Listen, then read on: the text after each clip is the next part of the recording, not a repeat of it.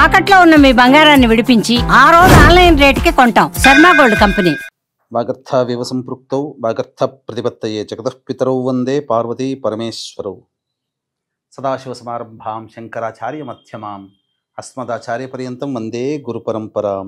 ఆదిత్యాయ చ సోమాయ మంగళాయ బుధాయ చ గురుశుక్ర శనిభ్యశ్చ రాహవే కేతవే నమః. శృంగేరి జగద్గురు పీఠాధిపతులకి, కంచిపీఠాధిపతులకి నమస్కారములు తెలియజేసుకుంటూ కార్యక్రమాన్ని ప్రారంభిద్దాం. ఫిబ్రవరి 16వ తారీఖు నుంచి 28వ తారీఖు వరకు మీనరాశిలో జన్మించినటువంటి వారికి ఏ విధంగా ఉండబోతుందో తెలుసుకునే ముందు గ్రహ స్థితిగతులను తెలుసుకుందాం. రాశిలోని శుక్రుడు, రాహువు మరియు 12వ ఇంట రవి, శని, బుధ మరియు 7వ ఇంట కేతువు, 3వ ఇంట గురువు, 4వ ఇంట కుజుడు. వెరసి చూసుకున్నట్లయితే ఈ యొక్క మీనరాశిలో జన్మించినటువంటి వారు ప్రధానంగా సమస్యలు ఎదుర్కొనేది ఎదుటి వాళ్ళ ద్వారానే అనేటువంటిది గమనించుకోవాలి. ఈ యొక్క 16 నుంచి 28వ తారీఖు వరకు సోదర సోదరీమణులు, అలాగే పరిచయస్తులు, నమ్మకస్తులు, స్నేహితులు, వీళ్ళ వల్లనే సమస్యలు అనేటువంటిది ఎదుర్కోక తప్పదు. చేసిన పనే 1-2 సార్లు చేయాల్సినటువంటి పరిస్థితి రావడం, తద్వారా అనవసరమైనటువంటి కాలయాపన, సమయం వృధా అవుతుంది. పాత స్నేహితులని కలిసే అవకాశం ఈ 16 నుంచి 28వ తారీఖు వరకు గోచరమవుతుంది. వాళ్ళతో ఫోన్లో సంభాషణలు కానీ, లేకపోతే సంప్రదింపులు కానీ, పాత స్నేహితులని, పూర్వపు స్నేహితులని మీరు ఖచ్చితంగా కలుస్తారు. అయితే ప్రభుత్వపరముగా పనిచేసేటువంటి ఉద్యోగస్తులు కానీ, ప్రభుత్వం నుంచి లబ్ధి పొందేటువంటి కాంట్రాక్టర్లు కానీ, లేదా ప్రభుత్వ సహాయాన్ని పొందగోరేటువంటి వాళ్ళకి మాత్రము కాస్త గడ్డు కాలం అని చెప్పాలి. వీళ్ళకి మాత్రం కొన్ని ఇబ్బందికర పరిస్థితులు అనేటువంటివి ఎదురవుతాయి. ముఖ్యంగా స్త్రీ సంబంధమైనటువంటి వ్యాపారాలు చేసేటువంటి వాళ్ళు ఎవరైతే ఉంటారో, అనగా beauty parlour, boutique, jewellery, ornaments, అలాగే సౌందర్య సాధన, సౌందర్య ఉత్పత్తి, వాటికి సంబంధించినటువంటి అమ్మకాలు జరిపేటువంటి వాళ్ళు, వీళ్ళందరికీ కూడా బ్యాంగిల్ స్టోర్స్ నడిపేటువంటి వాళ్ళు, వీళ్ళందరికీ కూడా మంచి ఆదాయం అనేటువంటిది ఉంటుంది. అలాగే లిక్కర్ వ్యాపారస్తులు, వీళ్ళకి కూడా ఊహించినటువంటి ఆదాయాన్ని మీరు పొందుతారని చెప్పవచ్చు. అయితే ప్రధానంగా మిగతా ఈ లేడీస్ సంబంధించినటువంటి ఉత్పత్తులు, రెడీమేడ్ గార్మెంట్స్, ఇప్పుడు చెప్పబడినటువంటి వృత్తులు ఏవైతే ఉన్నాయో అవి తప్ప మిగతా అన్ని రంగాలలో ఉన్నటువంటి వాళ్ళకి మాత్రము జాగ్రత్తలు పాటించండి. సమయం అనుకూలంగా లేదు కావున ఇబ్బందికర పరిస్థితులు అనేటువంటివి ఉంటాయి. అయితే ప్రధానంగా ఇంతకుముందు చెప్పినట్టుగా నూతన వ్యక్తులు పరిచయం అవుతారు. వాళ్ళ వల్ల కొన్ని సమస్యలు మీకు మీరు కొని తెచ్చుకుంటారు. కాబట్టి జాగ్రత్తలు పాటించండి. అనవసరమైనటువంటి వాగ్దానాలకి జోలిపోకుండా ఉండడమే మంచిది. ఎందుకనంటే వాగ్దానాల రూపంలో, హామీల రూపంలో, జామీన్ రూపంలో మీరు గనక ముందు ఉండినట్లయితే అవి భవిష్యత్తులో మిమ్మల్ని ఇబ్బంది పెడతాయి. కాబట్టి మన వాళ్లే కదా అని చెప్పి మీరు ఆలోచన చేసి ఇటువంటి వ్యవహారాల్లో తలదూర్చితే మొదటికే మోసం వచ్చే అవకాశాలు ఎక్కువగా ఉంటాయి.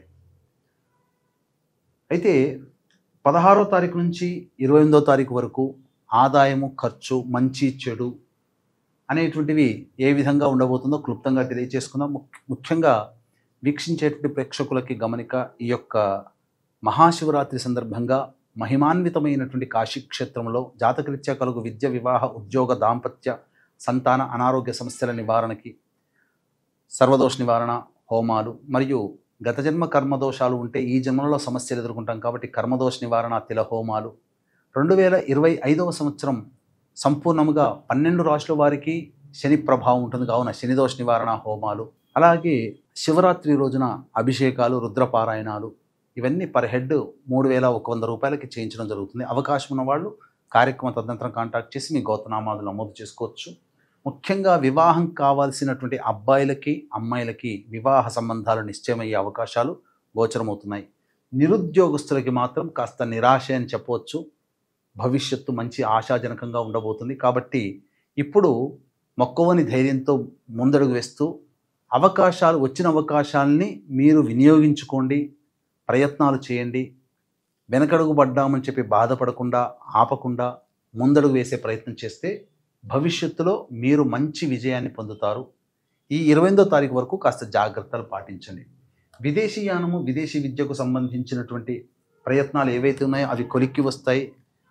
కోరుకున్న చోట మీకు యూనివర్సిటీలో సీట్ లభించే అవకాశం గోచరమవుతుంది. అయితే 16, 17 తారీఖుల్లో ధనాదాయం చాలా చక్కగా ఉంటుంది. మీరు ఏ పని చేయాలన్నా ప్రశాంతంగా ఉండలేకపోతారు. అంటే ఒక ఫికిల్ మైండ్తో ఉంటారు. అదేమీ బాధగని కాదు, కాస్త ప్రెషర్ ఎక్కువ వల్ల కావచ్చు, లేకపోతే ఆతృత యాంగ్జైటీతో పనిచేసేటువంటి అవకాశాలు ఉంటాయి. 18, 19, 20వ తారీఖుల్లో కనుక చూసుకున్నట్లయితే ప్రధానంగా మానసికమైనటువంటి ఆందోళన అధికంగా ఉంటుంది, ఖర్చులు కూడా అధికంగా ఉంటాయి, మరియు ఏ పని చేయాలన్నా సంతోషం ఉండదు, ఒక బద్ధకం మిమ్మల్ని ఇబ్బంది పెడుతుందని చెప్పవచ్చు. 21, 22వ తారీఖుల్లో కనుక చూసుకుంటే మీకు సంతానంతో విభేదాలు పెరుగుతాయి, సంతానం మూలకంగా ఖర్చులు సమస్యలు పెరుగుతాయి, రాని బాకీలు వసూలు అవ్వడమో, లేకపోతే మీ అంతటా మీరే ఆస్తి పంపకాలకు సంబంధించిన విషయాల్ని చర్చకు తీసుకుని వస్తారు కుటుంబంలో. తద్వారా ఒక ఆందోళనకరమైనటువంటి జీవితం ఈ 21, 22 తారీఖుల్లో గోచరమవుతుంది. 23, 24 తారీఖుల్లో చేస్తున్నటువంటి వృత్తి ఉద్యోగ వ్యాపారాల్లో అభివృద్ధి అనేటువంటిది ఉంటుంది, అధికారుల యొక్క అనుగ్రహం పొందుతారు, వ్యాపారం లాభసాటిగా ఉంటుంది.